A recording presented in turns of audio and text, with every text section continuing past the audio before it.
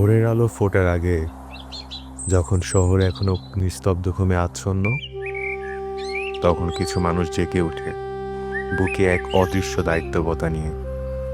তারা কোনো আলো ঝলমলে মুখ নয়, কেউ বড় পদমর্যাদার মানুষও নয়, তবুও তারা প্রতিদিন নামে এমন এক যুদ্ধে যার অস্তিত্ব আমরা খুব কম সময় অনুভব করি। তাদের কাজ শহরটাকে বসবাসযোগ্য করে তোলা।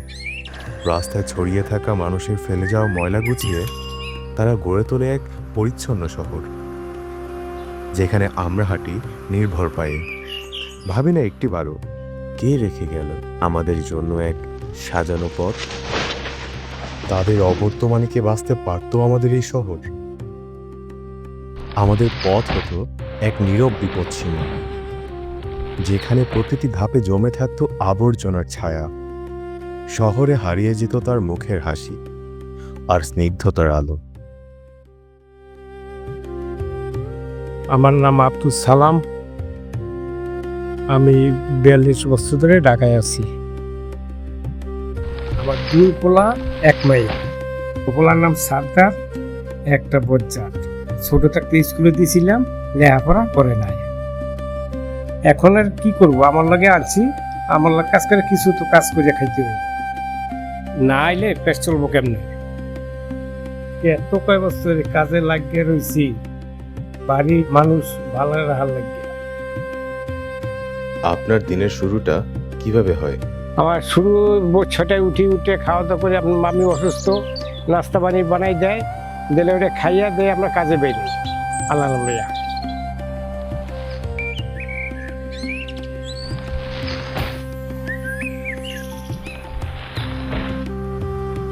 কত বছর ধরে এই কাজ করছেন? মামা এই কাজে তো জড়িত 35 বছর ধরে। আল্লাহ আগে এলো ছেলে নিয়ে ঘুরতে যাইতাম, ছেলে নিয়ে ঘুরতে যাইতে না, ছেলে নিয়ে এই কাজ করতে আছি।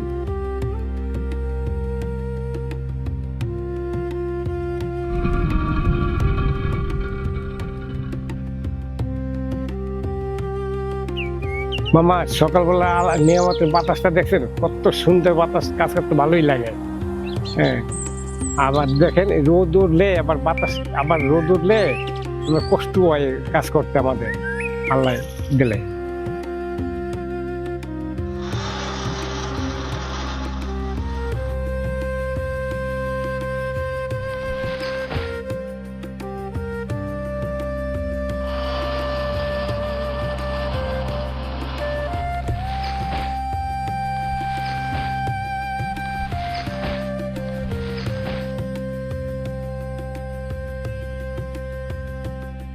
অনেক জায়গায় অনেক রকমের মানুষ দেখলাম, ভিন্ন জায়গায় ভিন্ন রকমের মানুষ দেখলাম। একদিন একটা বস্তা নিয়ে নামতেছে এক বিল্ডিং থেকে, ওই কাজ ছিল, কাজ আমার হাতটা কাটতে গেল, আমার দিকে কেউ আগুয়ে আসলো না। অনেক মানুষ দেখে, আমি মলালা তো, এই কারণে আমার দিকে কেউ আগুয়ে আসলো না।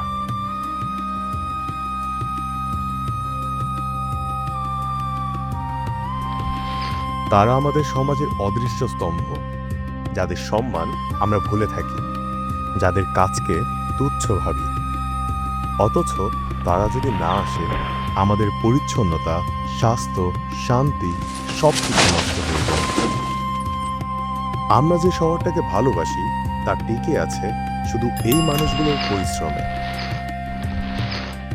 তারা আমাদের নিরাপত্তার প্রথম সারির সৈনিক,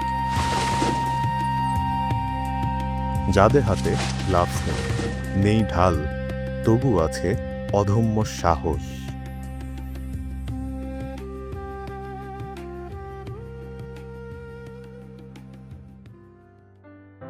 মামা আগের মতো শরীরে ভালো না, কাজ কাম করতে পারতেছি না, হাত পা ব্যথা শুরু করে, অনেক কষ্ট হয় কাজ করতে। আল্লাহর কাছে শুকর করি যেন আল্লাহ এইভাবেই যেন সুস্থ উঠতে যেন কাজ করতে পারি। আল্লাহর কাছে এটি দোয়া করি, আর আপনারা দোয়া করবেন আমার জন্য যেন আমি সুস্থ উঠি। খোদা যেন দেখে তোমায়, রাখে তোমারে, হয় যেন সব ইচ্ছা পূরণ, তোমার অন্তরে। সবার জন্য থাকো তুমি, তোমার জন্য সব। আকাশে কান পেতে শোনো তুমি তারার কলরব। আশা না হারায় বন্ধু, সামনে তোমার দিন। তুমি যেন থাকো বন্ধু চিরকাল নবীন। তুমি যেন থাকো বন্ধু চিরকাল নবীন।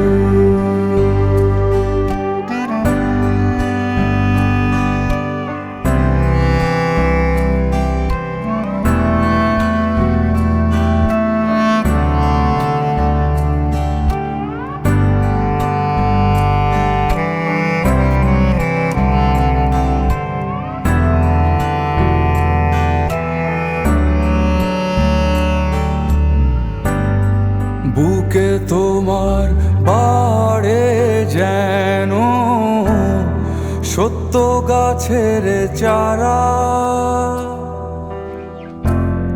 সে যেন সদা দেয় তোমার অন্তর পাহারা।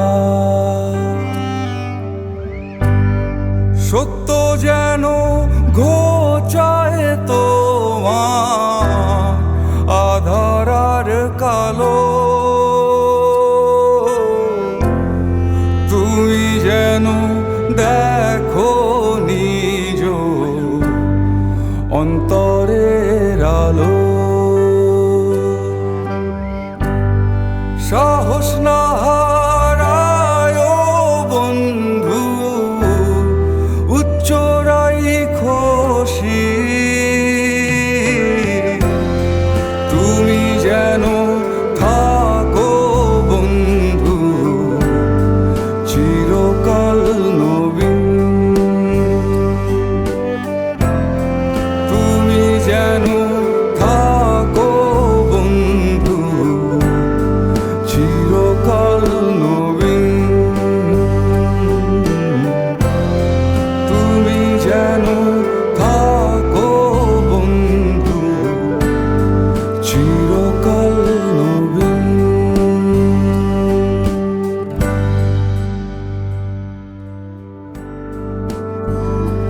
আজ একটু থেমে ফিরে তাকাই এই মানুষগুলোর দিকে, যারা কষ্ট করে হাসি নিয়েই চুপচাপ বাঁচিয়ে রাখে আমাদের এই চারপাশ।